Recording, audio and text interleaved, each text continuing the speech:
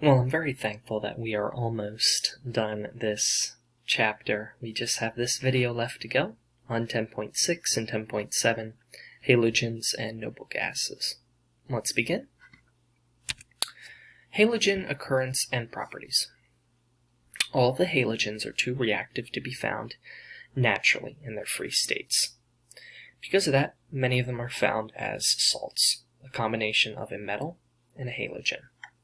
And so pretty much anything on the periodic table. I was going to draw you a periodic table, but I figured I'd just open up the periodic table instead. Everything on the periodic table, of course, in this column here, fluorine, chlorine, bromine, iodine, all these,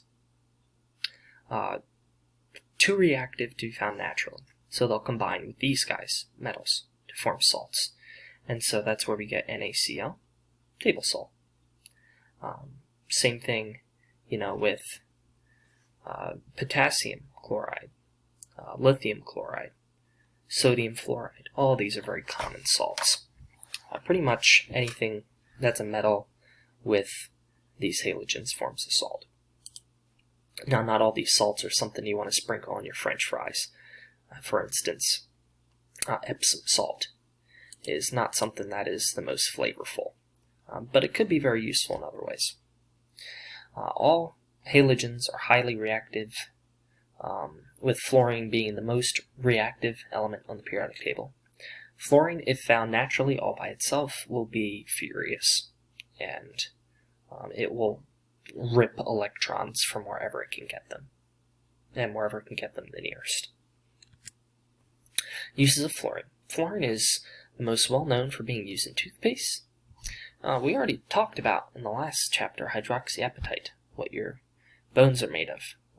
It also makes up the teeth. And if you look at the chemical formula, here, let me see if I can spell it correctly.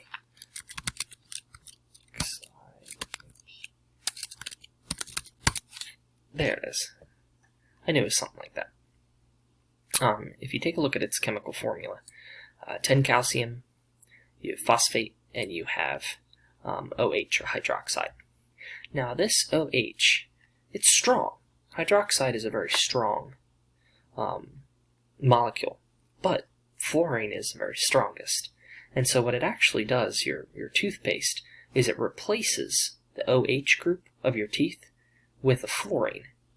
And remember, a hydroxide, also known as an alcohol in biochemistry, OH, takes up, let me see if I can draw it here, takes up, if this was like a hydrocarbon, I'm going to put R, it's going to be, have its valence shell filled with this oxygen by this 2 bonds and the hydrogen just by 1. Instead, it replaces it with this, essentially a substituted group. And because of that, fluorine takes over instead of the hydroxide being a much stronger element, and it creates a harder, more decay-resistant tooth.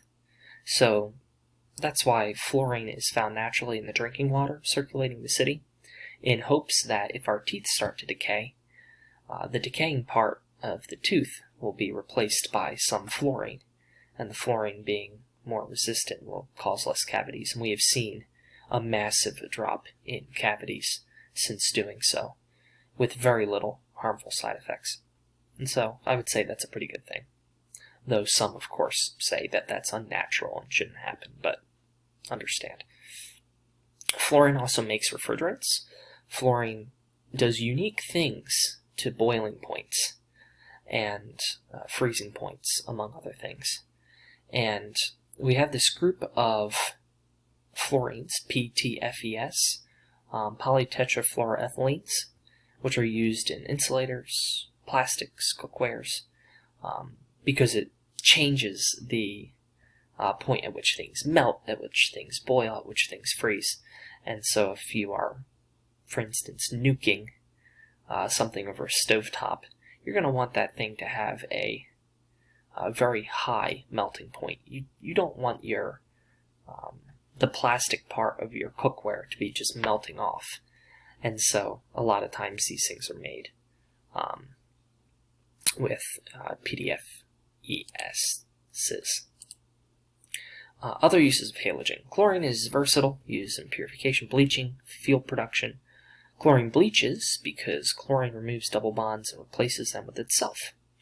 Well, that's nice chlorine. And so here's what chlorine would do. Let's say we got some hydrocarbon and we got double bonded carbon, and here is a very balanced formula, something that's found very naturally. Chlorine, when it comes in contact with these things, decides, nope, double bond goes away. And so imagine this double bond goes away, and then the Cl2 that once was is now part of this chemical formula. So that's essentially what chlorine does. And when you remove the double bonds, you remove color, because double bonds have a variety of effects. One of the effects that double bonds have is color, and so if you remove them, the substance becomes whiter. Bromine is another halogen. It's used in firefighting, medicines, and photography. Iodine is a common antiseptic. It takes things and it cleans them, but without being too dangerous. For instance, my grandmother, when she was, when I was still living at her house, there it is. She used to have this this yellow antiseptic stuff, iodine. Yeah. So they used to you used to use a little wand and you would scrub it, and it would come off like this yellowy, almost brown color, and it was very, very useful. Betadine is in a lot of first aid kits, and particularly older people who, you know, aren't so keen on using some of the more modern, you know, spray antiseptic. They bring out their iodine and like, all right, give me your hand, and they'll clean it off. It is pretty useful, and has been proven over the years, although there are more effective methods of cleaning things. Noble gases, occurrences, and properties. Take a look at nitrogen in the atmosphere. You have a high amount of nitrogen, pretty high amount of oxygen. Then you have very low amounts of the following. Very low amounts of carbon dioxide, helium, hydrogen, etc. Argon being about 1%, but it's very unreactive. All the noble gases occur as monatomic gases. That means mono, one, atomic, atom. None of them combine. And because they have a full valence shell, they don't need to. They don't really want to. And for the most part, we have never seen a naturally occurring noble gas bonded to something else. We can make them, and I'm sure that there are some floating around the atmosphere because we have made them. But they're actually very radioactive. They explode. They do not like to combine with other things. And so your chemistry textbook sometimes likes to put various noble gases bond to other things, and I'm like, why would you do that? Noble gases don't combine. That's why they're noble gases. They're named as such because the nobility are supposed to be very unreactive. That's how they actually got their name, after noble gases, because nobility are supposed to be like stone-faced. Noble gas uses. Helium is a noble gas, popular for airships and balloons, as well as a coolant, and for helping deep-sea divers prevent the bends.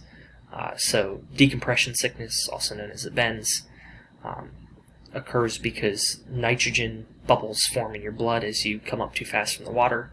A little bit of helium prevents that. Neon, known for neon signs, airport runways, lasers. Argon makes different lamps and used in metallurgy. Other noble gases such as krypton, xenon, radon have less uses because of their large size and because they can't combine with other elements. However, they are still used in very small ways, but because they're so rare in the atmosphere, well, of course, except for argon, we don't really use them all that often. And that's the end. Make sure you do section review 10.6, numbers 3, 4, and 5, and section review 10.7, numbers 1 and 2. And I hope you have a good day. Happy, Wednesday? Happy Wednesday. And you have a lab tomorrow. I hope you look forward to that. And I hope you guys have a good rest of your week. See ya.